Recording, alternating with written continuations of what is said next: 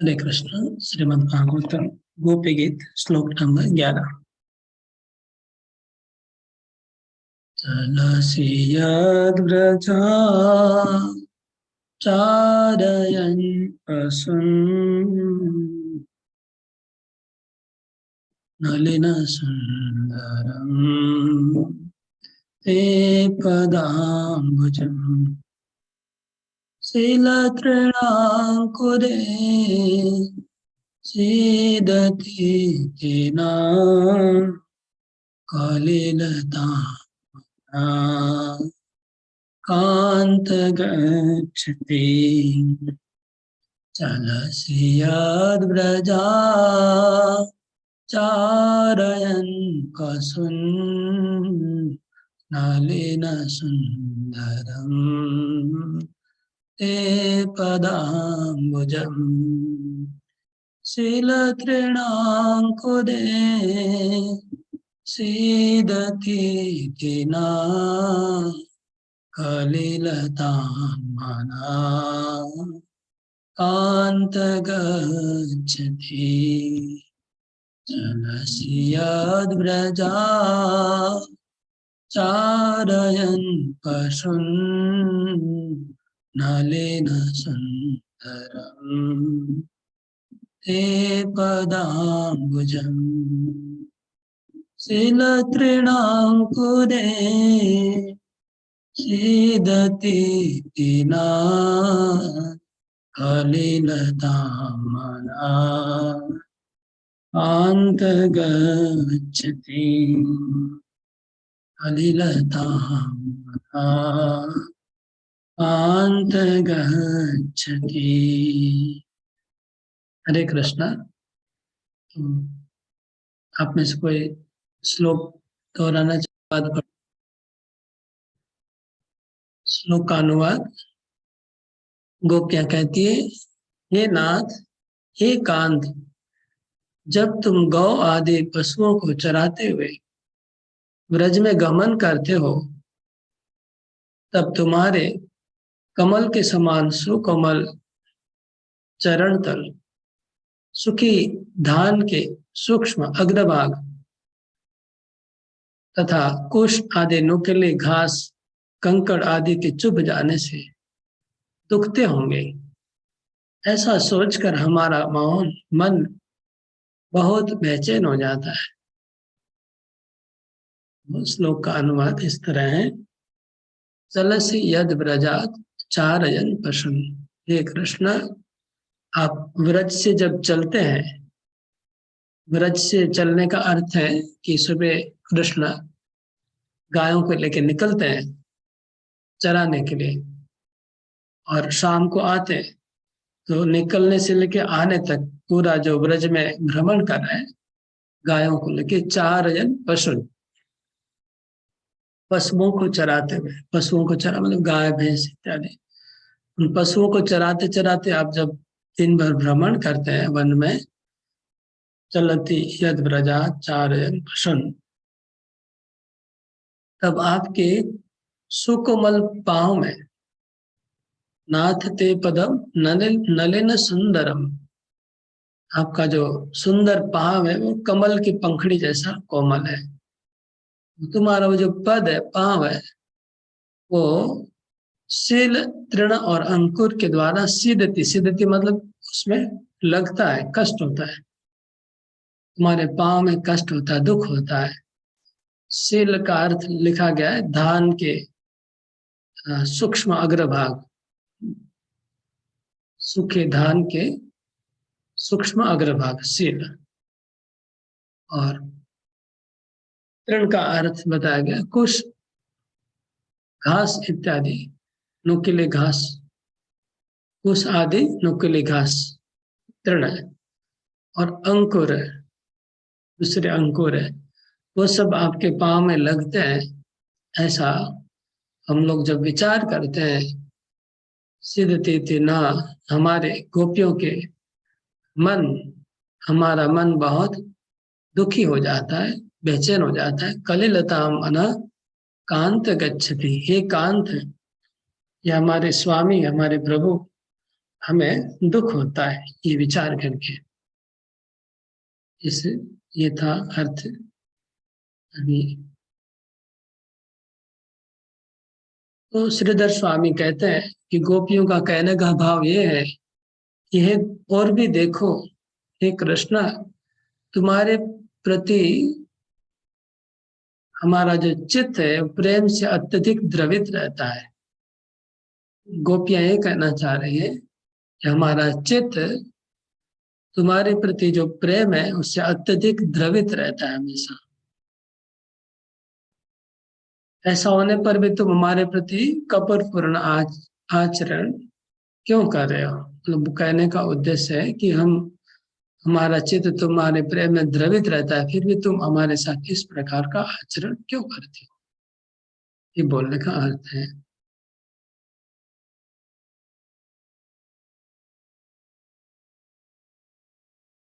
जी गोस्वामी इसके कमेंट्री में लिखते हैं।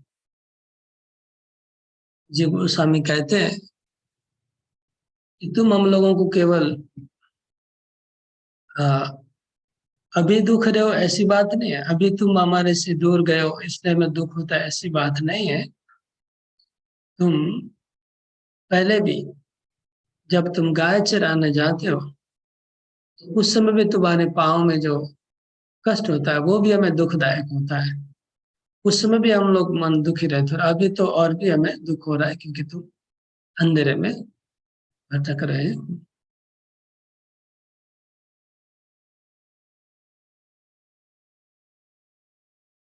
चलसी, चलसी शब्द का अर्थ है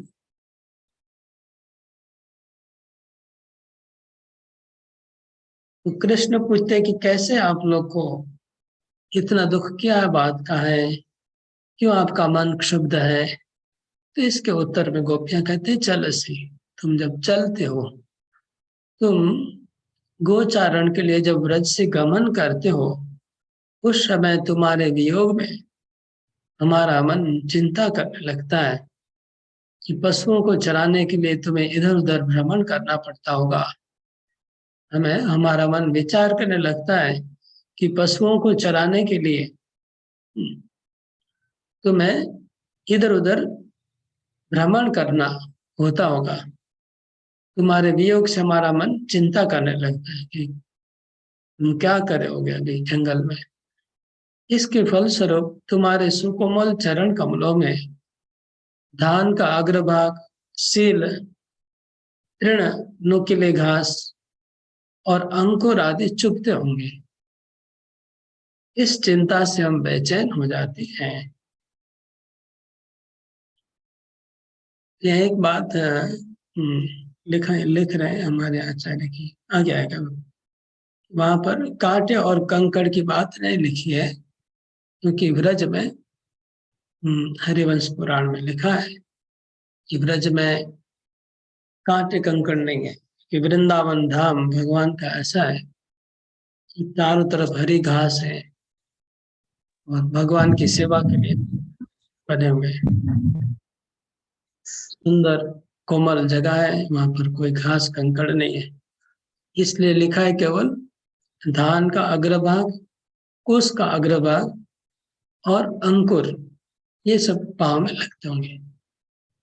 व्रजात शब्द से ये बोलने का उद्देश्य है कि तुम व्रज से जब गमन करते हो और वहां से लौटते हो, तब तक गोपियां कातर रहती है। कृष्ण जब वन में चले जाते हैं और शाम को लौटते हैं, दिन भर वो कातर रहती है चिंता में। पशुन चारयन, ये कहने का अर्थ है विविध प्रकार के अनंत पशुओं को चराने के उद्देश्य से गमनागमन का पथ परित्याग करके तुम्हें विपथ में इधर उधर भ्रमण करना पड़ता होगा। तो गोस्वामी कहते हैं पशुंश्चारयन, पशुंश्चारयन का शब्द अर्थ ये दे रहे हैं पशुओं को चराते हो। पशु मतलब जिनका बुद्धि कम होता है, जानवर कहते हैं ना, ये आदमी जानवर है तो बुद्धि कम होता है, इसलिए जब पशुओं को तुम अनंत पशु, संख्या बहुत है पशुओं की, अनंत पशुओं को जब तुम चराते होगे तो चराने के उद्देश्य से जो गमनागमन का जो पथ है जो मेन रास्ता है उसको परित्याग करके तुमको विपथ में जाना पड़ता होगा। जो पथ नहीं है उस जगह भी चलना पड़ता होगा, इधर उधर भ्रमण करना पड़ता होगा, जिससे वहां पर तो कुछ पाँव में चुभेगा ही, घास वगैरह स्वाभाविक है। गोपियां श्लेष से यह भी सूचित करे कि हाय, वे पशु होने के कारण बुद्धि शून्य है, इसलिए वे तुम्हारे चरण कमलों को दुर्गम पथ में भी भ्रमण कराते होंगे। वो पशु शब्द इसलिए यूज कर रहे हैं कि वो लोग को बुद्धि नहीं है, वो उन लोग को बुद्धि नहीं है, और तुम्हारे चरण कमलों को दुर्गम दुर्गम पथ में भ्रमण कराते होंगे। मतलब वो पशु लोग तुम्हारे चरणों को दुर्गम पथ में जाने के लिए प्रेरित करते होंगे, भ्रमण कराते होंगे, तुमको जाना पड़ता होगा दुर्गम पथ में तुम्हारे चरणों को, इसलिए पशु शब्द कहा। सीलम, सिल का पौधे से गिरा हुआ तीक्ष्ण अग्रभाग युक्त जंगली धान्य। सिल का अर्थ है एक, जैसे घास है, घास का ऊपर का भाग है जो सूख गया है, सूख के नीचे गिरा हुआ है, उसको बोल रहे हैं सिल। हरिवंश पुराण में 2.8.23 में लिखा है, झिल्ली कंटक वनम, वृंदावन में कांटे कंकड़ नहीं है, किंतु वन भूमि सर्वत्र की, इसलिए कांटों का उल्लेख नहीं है। ये नाथ या नाथ धातु का संतापक ग्रहण करने से अर्थ होगा नहीं, बहुत आगे बढ़िए। ये नाथ, नाथ का अर्थ है ब्रज के ईश्वर, ब्रजेश्वर, ब्रज के स्वामी, ब्रजेंद्र नंदन। हे नाथ, आप समस्त ब्रजवासियों के अधीश्वर स्वामी होने पर भी तुम्हारे चरण कमल ऐसा कष्ट स्वीकार करे, यह युक्ति संगत नहीं है। ये कोमल चरण कमल केवल हमारे कोमल हाथों द्वारा स्पर्श करने योग्य है। गोपियां सोच रही है कि आपके जो कोमल चरण कमल है वो केवल हमारे कोमल हाथों से स्पर्श करने योग्य है, वो जंगल में इधर उधर भटक के कष्ट पाने योग्य नहीं है आपके चरण कमल। ये गोपियां कल्पना कर रही है। उन सील तृण आदि द्वारा नहीं, उस सील और तृण के द्वारा स्पर्श करने योग्य आपके चरण कमल नहीं है। आपके चरण कमल हमारे कोमल कोमल हाथों से स्पर्श करने योग्य है। यहाँ कांत तथा नाथ इन दोनों प्रेम संबोधनों का तात्पर्य है। इसके द्वारा गोपियों के अत्यधिक व्याकुल होने का कारण निर्देश हुआ है। कांत और नाथ दो बार आया, एक ही मतलब समपर्यायवाची है, पर्यायवाची शब्द है। कांत और नाथ इसलिए आया कि उनकी अत्यधिक अत्यधिक व्याकुलता को निर्देशन कर रहा है। नाथ अर्थात ब्रजेश स्वरूप में आप सभी ब्रजवासियों के हृदय दुखी होता है। और कांत रूप में विशिष्ट हमारा हृदय दुखी होता है, ये भाव है। नाथ कहने का भाव है कि सभी ब्रजवासियों का हृदय दुखी हो रहा है आपका चरण को कष्ट में से। और कांत कहने का अर्थ है कि हम गोपियों का हृदय दुखी हो रहा है। नाथ मतलब पूरे ब्रज के नाथ, और कांत केवल गोपी कांत।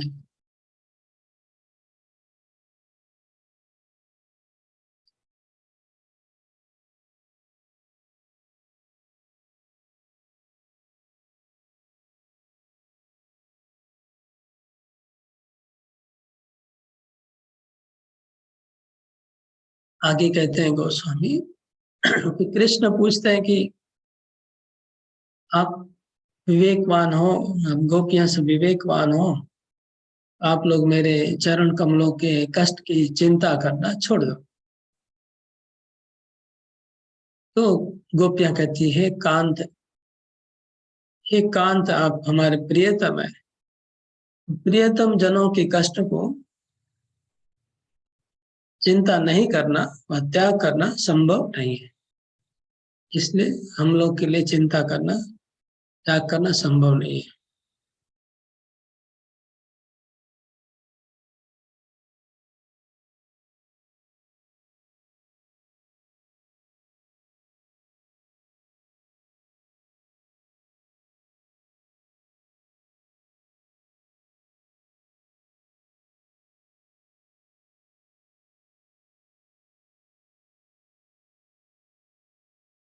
और एक बोलते हैं आप, कृष्ण कहते कि आप लोग अपना चिंता त्याग कर दो। तो कहते नाथ, आप हमारे प्राणों के नाथ, प्राणों के ईश्वर है, इसलिए आपको जो कष्ट होता है वो हमारा ही कष्ट है, हम कैसे उसको भूल सकते हैं। ये दूसरा अर्थ बताया नाथ और कांत का।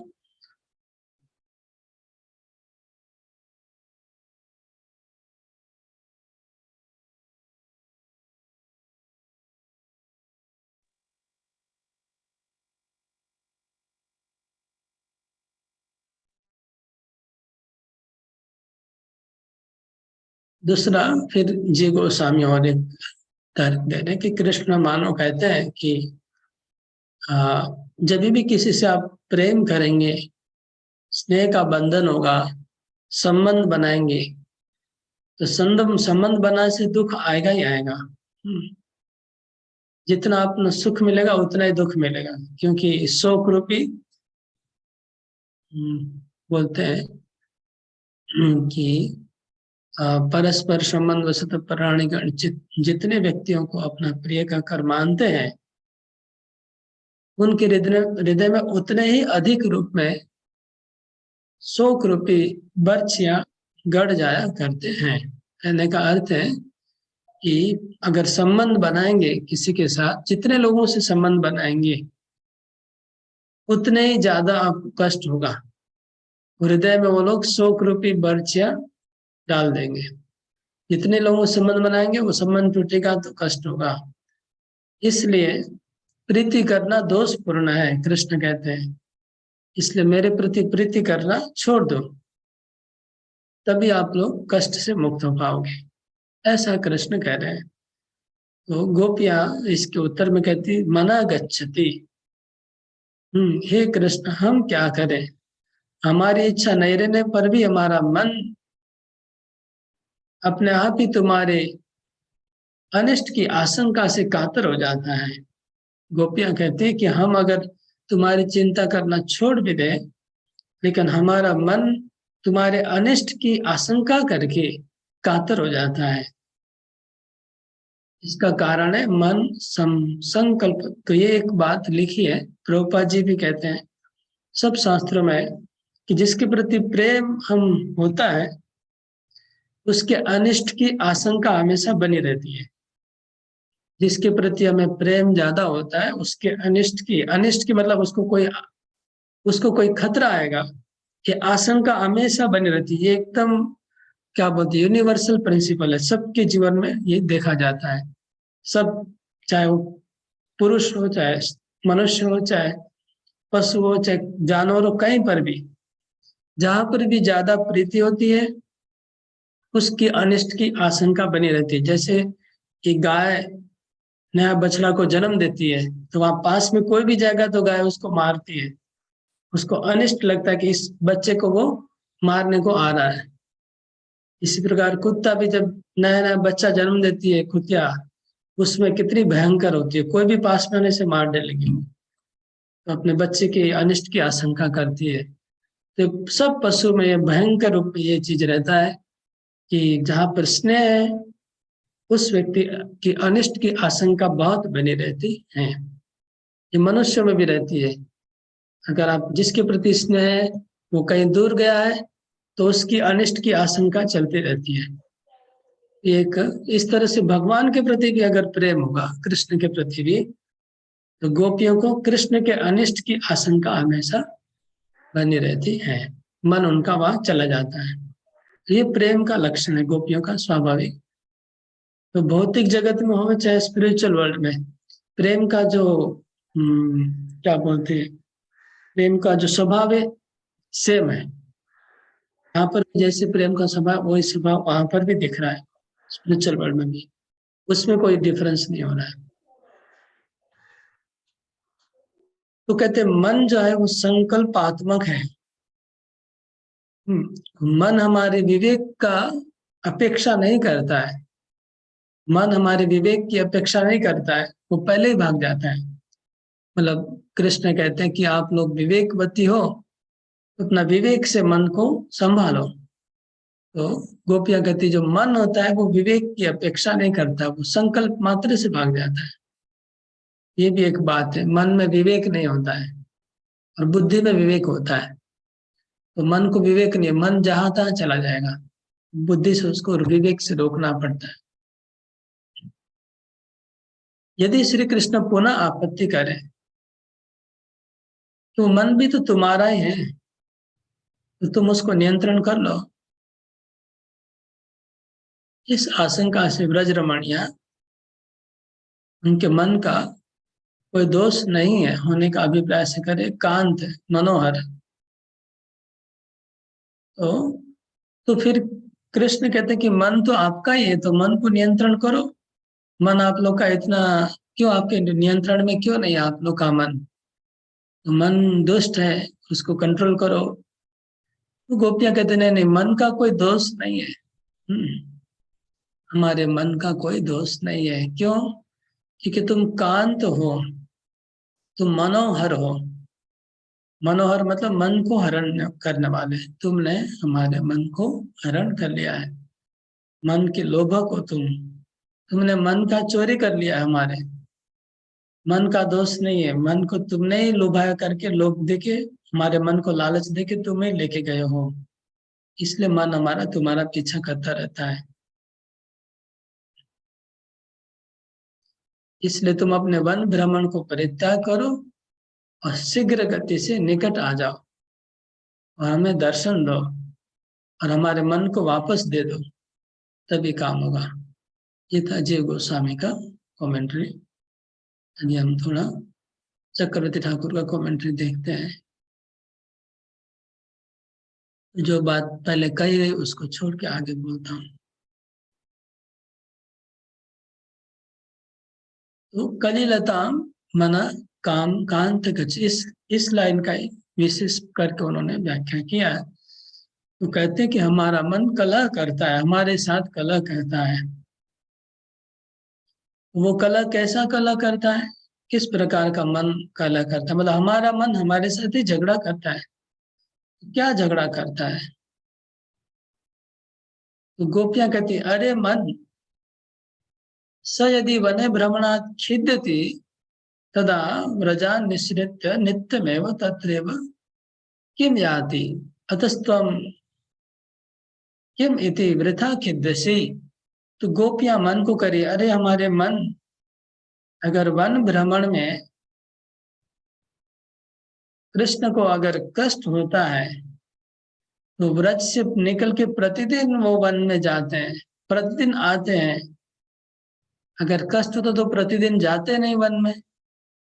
इसलिए तुम वृथा तुम खेद कर रहे हो, तुम इतना खेद मत करो, कृष्ण को वन में कष्ट नहीं होता है। तब मन बोलता है गोपियों को अरे निर्बुद्धि गोपालिका, अरे निर्बुद्धि गोपालिका, ग्वाल मतलब गाय चराने वाली स्त्रियों, तुम लोग निर्बुद्धि हो। हाँ, दो अर्थ है, एक तो गाय चराने वाली हो इसलिए ग्वाले की कन्या हो तो तुमको बुद्धि कैसे होगी, दूसरी तुम स्त्री हो। गाय चराने वाली निर्बुद्धि स्त्रियों तस्य चरण तल द्वया स्थल कमलाद अपि सुकुमारम भवत्येवम। अरे निर्बुद्धि ग्वालियाओं, उनके जो चरण कमल के जो नीचे का भाग है, तल है, वो कमल से भी ज्यादा सुकुमार है, कोमल है। कौन सा कमल? स्थल कमल। दो कमल होता है, एक जल कमल और स्थल कमल। तो जल कमल से स्थल कमल लगता है ज्यादा सॉफ्ट होता होगा, इसलिए लिखा है स्थल कमलाद नलिन सुंदरम। तो स्थल कमल से भी ज्यादा सॉफ्ट है उस कृष्ण का चरण कमल। और वो वने च श्रील तृणांकुरा सर्करा संत्येव कथम पीड़ा न स्यात्। वन में तो सील है, तृण है, अंकुर है और कंकड़ है। सर्करा, सर्करा मतलब थोड़े छोटे छोटे पत्थर, छोटे छोटे पत्थर के बालों का जैसे पत्थर, वो सब है, तो उनको पीड़ा कैसे नहीं होगी। तब गोपियां कहती है अरे मुग्ध मन, मतलब मुग्ध मन, मन मुग्ध है, कृष्ण में मुग्ध हो गया है, से उसका बुद्धि मुग्ध उसको कहते हैं जिसका बुद्धि खो गया है, मोहित होकर के जिसका बुद्धि खो जाता है उसको मुग्ध कहते हैं। तो अरे मुग्ध मन स सुकोमल बालों के पति पत्थे व भ्रमति। अरे मुग्ध मन, तुम्हारी बुद्धि खो गई लगती है। कृष्ण जब चलते होंगे तो मुख्य रास्ते पे चलते होंगे जहां पर कोमल बालू का बिछाई हुई है, उसी रास्ते पे चलते होंगे। मन कहता है अरे निर्विवेका, अरे विवेक शून्य गोपियां, गाव किंग पथि पथ्यव घासम चरंती। गाय क्या मुख्य रास्ते के ऊपर ही घास चरती है? गायों को क्या वो बुद्धि है कि घास पथ के ऊपर चरना है? निर्विवेका। हाँ, पहले गोपियां मन को बोलती है अरे मन, तो मन उनको निर्बुद्धि बोलते हैं। तो गोपियां मन को मुग्ध बोलती है, तो फिर वो बोलता है निर्विवेका, गोपियों को विवेक शून्य बोलते हैं। अब गोपियां मन को बोलते हैं अरे प्रेमांध, अरे तुम प्रेम में अंधे हो गए हो मन। स चक्षुष्मान शिलतृणाद्योपरि कथम पादवर्पये। अरे प्रेम से अंध हो गए मन तुम, उन तुम अंधे हो लेकिन कृष्ण अंधे नहीं है, उनकी तो आंखें हैं। वो उधर सील तृण अंकुर के ऊपर पांव नहीं रखेंगे, वहां क्यों पांव रखेंगे? उनको तो पता है कहाँ पांव रखना है। तुम्हारे जैसे प्रेम से अंध तो नहीं है कृष्ण। तो मन गोपियों कहता है अरे प्रेम गंधे शून्य, प्रेम गंधे न रहता। तो मन भी गोपियों को कहता है अरे तुम प्रेम गंध से रहित हो, तो प्रेम का गंध भी क्या होता है तुम लोग को पता नहीं है। तुमको समझ में नहीं आ रहा है कृष्ण को कितना कष्ट हो रहा है। यदि आवेग वशात भ्रमाद वा तदुपरि पाद पति तदक्यम स्यात्। अरे प्रेम गंध शून्य गोपियां, कौन बोल रहा है? उनका मन उनको बोल रहा है, उनका मन उनको बोल रहा है कि अरे प्रेम गंध शून्य गोपियां, जब आवेग में कृष्ण दौड़ेंगे, गाय के पीछे जब दौड़ना पड़ेगा आवेग से, वह भ्रम से गलती से भी अगर पांव पड़ गया तब क्या होगा सोचो। गलती से भी अगर पांव कृष्ण का उसके ऊपर पड़ गया तो कितना अनर्थ हो जाएगा, कृष्ण के चरण में कितना कष्ट हो जाएगा। तो इस तरह से अब सोचो, अब सोचो तुम ऐसे बोले, मन बोलता है अब सोचो अगर गाय की दौड़ने गए, आप बोले ठीक है आंख देख के चलेंगे कृष्ण, लेकिन बाई चांस अगर पांव पड़ गया तो, क्योंकि इतना सा कष्ट गोपियों के लिए सहन करने संभव नहीं है। थोड़ा सा कष्ट होगा तो गोपियां सहन नहीं कर पाएगी, इसलिए बोले तदा किम सा, तब क्या होगा। तो उनके लिए कृष्ण के चरण में थोड़ा सा कष्ट होना मतलब पहाड़ टूटने के बराबर हो रहा है, दुख उतना लग रहा है इनको। भो भो भो व्रातश्चेत सत्यम ब्रुषे। हाँ मन तुम ठीक बोल रहा है, तुम ठीक बोल रहा है। कृष्ण को अगर थोड़ा सा कष्ट होगा तो क्या होगा, ये सुन के फिर गोपियों को कष्ट अनुभव हुआ। जैसे ही मन ने ऐसा बात बोला तब गोपियों को अनुभव हुआ कि हाँ क्या होगा अगर कृष्ण को थोड़ा सा कष्ट हुआ तो। तुम सच बोल रहे हो। एतावत दुखम अनुभवितुम एव जीवन्त्यो विधात्रा वयम सृष्टा। तो गोपियां कहती हैं कि इस प्रकार का दुख इतना ज्यादा दुख अनुभव करने के लिए ही हम लोग जीवित हैं। ब्रह्मा ने इसलिए हम लोग को जन्म दिया, ये सब दुख सहन करने के लिए। क्या करे, विधाता ने हम लोग को ऐसा ही बनाया है कि हम ये सब दुख सहन करना पड़ रहा है। हम तो कृष्ण के साथ जा नहीं सकते, हम तो गोपियां हैं कि हम उनके साथ जंगल में तो जा नहीं सकते कि उनके पांव की रक्षा करेंगे। तो क्या करे, विधाता ने हमने ऐसा ही बनाया है, हमको दुख भोगना ही पड़ेगा। तब मन कहता है, वो दुखी नहीं, हाँ, अरे दुखी नहीं गोपियां, आप लोग जीवितम यूयम, आप लोग दुख भोग करते करते जीवित रहो, आप लोग इस तरह से दुख भोगते रहो। अहम तो युष्मत् प्राणे सार्धम युष्मत् देहेभ्यो निसृत्य अधुनैव यामीति। मन कहता है कि आप लोग इस तरह से दुख में जियो, आप लोग को ब्रह्मा ने सृष्टि किया, दुख निकले तो भोगो, मैं क्यों भोगूंगा। तो तुम क्या करोगे, तो मैं क्या करूंगा, आप लोग के प्राणों को साथ में ले जाता हूं।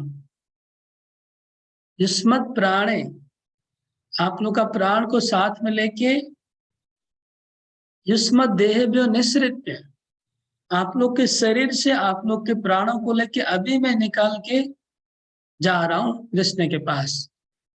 कहने का अर्थ है, गोपियों का मन गोपियों के शरीर को छोड़ के कृष्ण के पास चला जा रहा है। मन वहां चला जा रहा है, गोपियों के पास, हमारे पास मन नहीं है, मन हमारा कृष्ण के पास चला गया है। गोपियों ने पहले बोला वो बात, चक्रवर्ती ठाकुर ने बताया, गोपियों ने पहले बोला, जीव गोस्वामी ने बताया वो बात। ठीक है, हरे कृष्ण कृष्ण कृष्ण हरे हरे, हरे राम राम राम हरे हरे। इस प्रकार चक्रवर्ती ठाकुर सुंदर कथोपकथन के द्वारा, आलाप के द्वारा उस बात को कितना और मधुर कर देते हैं। हरे कृष्ण।